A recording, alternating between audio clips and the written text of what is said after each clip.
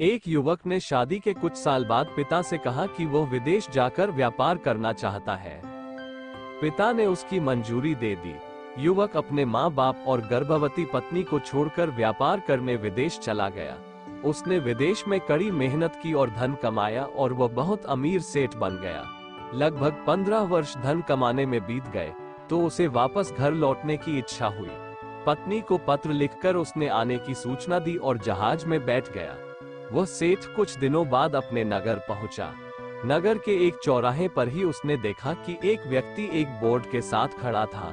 उस बोर्ड पर उसने लिख रखा था बेशकीमती ज्ञान के सूत्र। सेठ ने उस व्यक्ति के पास जाकर पता किया तो उसने बताया कि मैं बेशकीमती ज्ञान के सूत्र बेच रहा हूँ। तो सेठ बोला, ठीक है, एक सूत्र मुझे भी दे दो। वह आदमी बोला, मेरे हर ज्ञान सूत्र की कीमत 100 स्वर्ण मुद्राएं है। सेठ को ये सौदा महंगा तो लगा, लेकिन उसने एक ज्ञान सूत्र खरीद लिया। उस व्यक्ति ने सेठ को ज्ञान का सूत्र दिया, कोई भी कार्य करने से पहले 2 मिनट रुककर सोच लेना। सेठ ने वह सूत्र अपनी डायरी में लिख लिया। सेठ को अपने घर पहुंचते पहुंचते रात हो गई। सेठ ने सोचा, इतने सालों बाद लौटा हूँ तो क्यों ना सीधे पत्नी के पास पहुंचकर उसे सरप्राइज दूं। घर के चौकीदारों को इशारों से अंदर कुछ भी कहने से मना कर दिया और सीधे पत्नी के कमरे में गया। वहां का नजारा देखकर वह चौंक गया।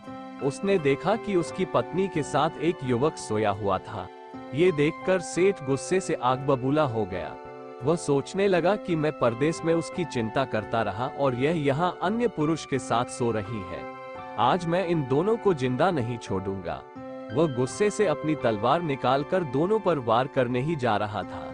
इतने में उसे 100 स्वर्ण मुद्राओं के बदले जो ज्ञान सूत्र खरीदा था, उसकी याद गई कि कुछ भी कार्य करने से पहले 2 मिनट सोच ले। वह 2 मिनट सोचने के लिए रुका। उसने तलवार वापस पीछे हटाई, लेकिन वो किसी बर्तन से टकरा गई। बर्तन के गिरने की आवाज से पत्नी की नींद खुल गई। आंख खोलते ही उसने अपने सामने अपने पति को देखा तो वह बहुत खुश हो गई और बोली, आपके बिना जीवन सुना सुना था। इंतजार में इतने वर्ष कैसे निकले यह नहीं जानती हूँ। पत्नी ने इतना बोलकर पास सोए हुए युवक को उठाते हुए बोली, बेटा उठ जा, तेरे पिताजी आए हैं। युवक उठकर जैसे ही पिता को प्रणाम करने झुका तो माथे की पगड़ी सेठ के पैरों में गिर गई। उसके लंबे लंबे बाल बिखर गए। सेठ की पत्नी ने कहा, यह आपकी बेटी है, इसके सम्मान को कोई आंच न आए, इसलिए मैंने इसे बचपन से ही पुत्र के समान पालन पोषण और संस्कार दिए हैं। ये सुनकर सेठ की आंखों से आंसू की धारा बह निकली। उसने पत्नी और बेटी को गले लगा लिया और सोचने लगा, यदि आज मैंने उस ज्ञान सूत्र पर अमल नहीं किया होता तो आवेश में आकर कितना अनर्थ हो जाता। मेरे हाथों से मेरा ही निर्दोष परिवार खत्म हो जाता। शिक्षा दोस्तों, इस कहानी से यही शिक्षा मिलती है कि जल्दबाजी में आकर कोई निर्णय न लेवे, क्योंकि जब हम आवेश में होते हैं तो हमें अच्छे बुरे का ख्याल नहीं रहता है। इसलिए गुस्सा होने की स्थिति में कोई भी निर्णय ना ले। कुछ देर रुके और दिमाग ठंडा होने दे और फिर सोचे कि क्या सही है, क्या गलत है।